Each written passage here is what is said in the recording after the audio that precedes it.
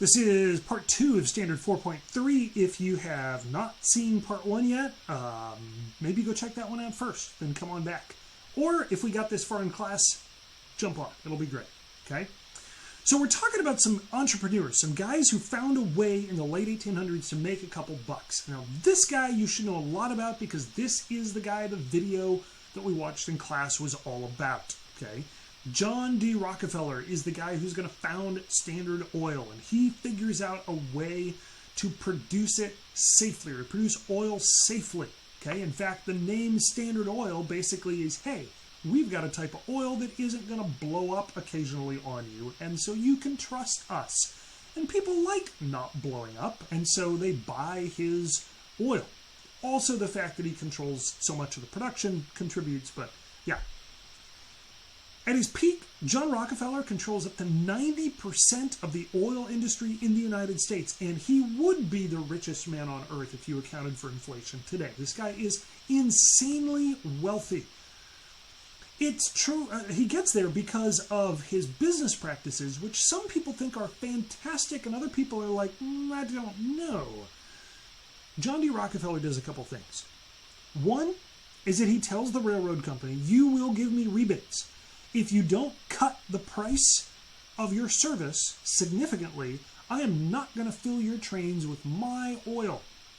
And if I'm not doing it, well, what are you going to do, right? Who are you going to fill it with? And so people would feel like, okay, well, he'll fill all of our trains if we do this, so I guess we'll take him up on it, which gives him an advantage over his competitors because he produces so much, train companies are willing to deal with him. The folks who don't produce as much, they're like, why would we give you a discount, right? He controls the retail outlets, and he wouldn't let them sell competing products. Think about it this way, okay? Think about it like I own Pepsi, and I tell Walmart, you have a choice. Either you only sell my product and not Coke products, or I don't sell my product here. Now, some of those guys would be like, we're just going to walk. We don't really need you guys. So what John D. Rockefeller would do is he'd say, well, fine, then I'm just going to buy Walmart, and you're only going to sell Pepsi products, okay? Here's the other thing he does, which is genius. It's maybe evil genius, or maybe it's just genius, you decide. Rockefeller does this thing where he would come in and he'd say, all right, so I'm Pepsi. What I'm going to do is I'm going to sell my cans of soda for 10 cents. He is taking a huge loss on every can he sells, but you know what? He is controlling the market. People are buying his product, and they're not buying the other ones. Of course, it's oil, not Pepsi, but just go with me, right? You say, well, I'd still buy Coke. Sure, you might, but a lot of people would be like, man, I only got 20 cents in my pocket. I'd rather have 2 of those than none of these. So they're going to buy the cheaper one, okay? Now, what happens is ultimately the competitors, Coke and whoever else, are going to go out of business, and now John D. Rockefeller's got the only game in town. So you know what he's going to do? He's going to jack up his product. In this case, it's oil, okay? So he drives his competitors out of business. His prices are raised. This guy's genius. Rockefeller is going to do this thing where he says, you know what? I think I want to own all of the oil companies that I can possibly get my hands on. We call this the trust. It's an organization that controls lots of different corporations that are in the same type of business. So yes, you might actually be buying Pennzoil or whatever, but it's owned by John D. Rockefeller and Standard Oil. Okay, they're part of the Standard Oil Trust. We call this horizontal integration. Okay, when you control all or many of one type of a business. Remember, vertical is I own everything from the beginning to the end of the production process. This is, no, I control all of one type. You say, well, what's Toyota, Kia, Nissan of Greer? What's that all about? Well, a couple years ago, I needed to go buy a new car. And so, I'm a smart, savvy dude. I go to Toyota of Greer. I look around. I see their prices. I'm like, okay, I know what you've got and what your prices are. But I'm not going to just buy the first car that I like. I'm going to go across the street to Kia of Greer, see what they have. So I look around. Similar prices, similar vehicles. All right, I'm going to go to Nissan of Greer. Get there, similar vehicles, similar prices. And again, I'm looking at the used stuff. I know that Toyotas and Kias and Nissans are different, but Their used cars are remarkably similar. Well, one of them, I say, hey, do you happen to have a, I don't know, Nissan Altima, you know, or there's some reason I ask for this. And they're like, yeah, hold on, let us pull it up on the computer. And you know what the guy at Nissan of Greer does? He pulls up the inventory from Toyota of Greer. And I'm like, what the heck are you doing? And he's like, well, we're owned by the same dude, right? The same guy owns Toyota of Greer, Nissan of Greer, and Kia of Greer. They just have different names on them, so you don't necessarily know that you're shopping at a place that's all owned by one, or places that are owned by one guy. This is horizontal integration. Okay, so they ended up sending over my Nissan Altima from wherever it was to, I think I bought it at Kia of Greer ultimately. Okay, horizontal integration. Now here's the question. What happens when one country has so little government regulation and they're so strong that they run the others out of business? Well, that's the question. Some people start to look at Rockefeller as a king. Look at this. And his crown jewels are the railroads. His kingdom is Standard Oil. Some people would say he's like a monster. It's like an octopus. It's like, you know, release the Kraken. And it's controlling everything from, it looks like these are government buildings. That's probably the White House and the Capitol building and politicians and rich people. And I don't know, maybe that's a state house or something. This is the idea. They say they're out of control. They have more power than the government. And some people say it's too much. And so some people start pushing the government to act, and they do. A law is going to be passed called the Sherman Antitrust Act. It comes along and it really starts to limit how much power big businesses have.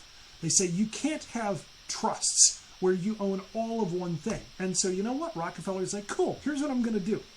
I'm going to create something called a holding company. If you're super interested, a holding company is basically the same thing as a trust, except instead of Rockefeller owning 100% of the company, he only owns a majority, at least 51% of it. It's different enough that the government leaves him alone, but it's similar enough that he still gets filthy rich. So here's the question. Should we remember these guys as successful businessmen or as crooks who are only out for their money, and why? Sounds like a great essay question, doesn't it? Okay. If you think that they're respectable businessmen, you would probably call them captains of industry, right? These guys are leading us into the future. On the other hand, if you think that these guys are crooks who are only out for themselves, you'd call them robber barons, right? Barons are like European nobility, but they got there by robbing other people. That's the concept, okay? Hang on real quick. I'm going to pause and check one thing out. All right, super quick. Let's see if we can do this thing. So how do you justify that much wealth, especially when the people around you are not super wealthy? Like this picture, it looks like two pictures photoshopped together, but it's actually one picture. And I've seen stuff like this. When I lived in the Philippines, some of the nicest houses I've ever stayed in and some of the nastiest little villages I've ever walked through are within a mile of each other. Okay, that's what this is like. So how do you justify when you're this person and these people are there? Are these people all just lazy bums? That's not what I saw when I lived in the Philippines. That's not what we see always in the United States, although it's easy to say those people are lazy. I know a lot of really hardworking people who are really poor. And I know some lazy people who are really rich. So what do we do? How do we say this? Well, guys like Rockefeller and Carnegie, and there are others like you saw in the, Morgan and some of these other folks you saw in the video, they have these two ideas that they use to say, this is how we're going to think about it.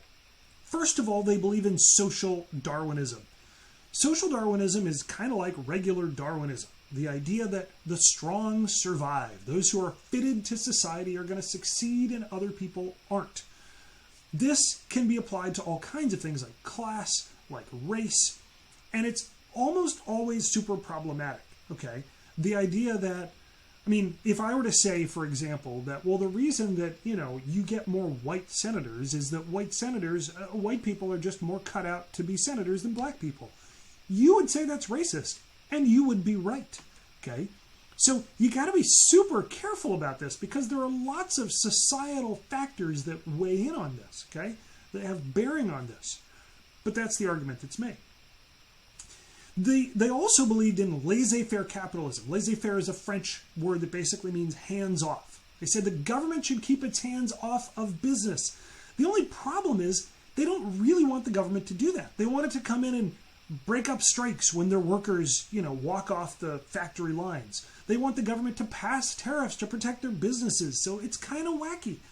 They want the government to not interfere with what they want to do, which is going to make them get really rich, and it's actually going to make it hard for other people to succeed. That's not the idea that comes out of here, though. In fact, you get this guy named Horatio Alger that writes these books that are wildly popular that have the idea of rags to riches. Now, let me be super, super clear. I don't think that most people who are poor are going to get wealthy by being lazy. Okay? But I also don't think that every poor person who works really hard is suddenly going to become a senator in this case. Okay? There are lots of things that keep people poor. It's just a fact. Okay?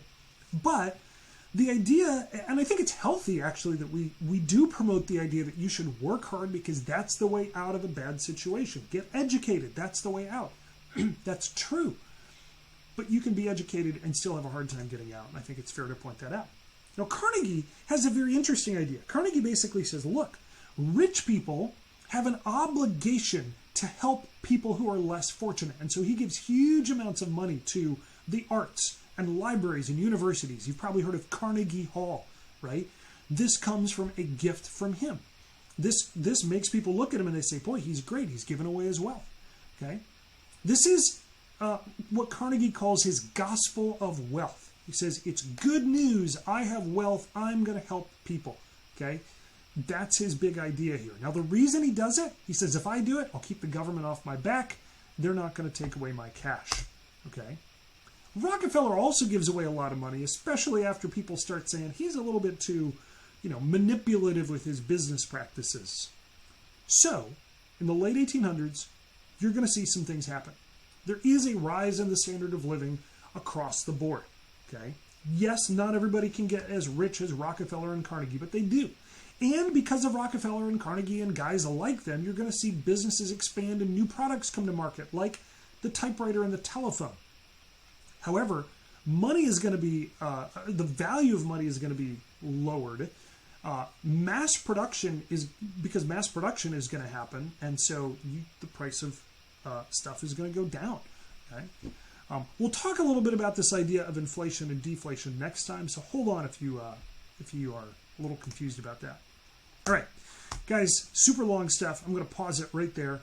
That's it. I will see you guys next time in class. Let me know how I can help you.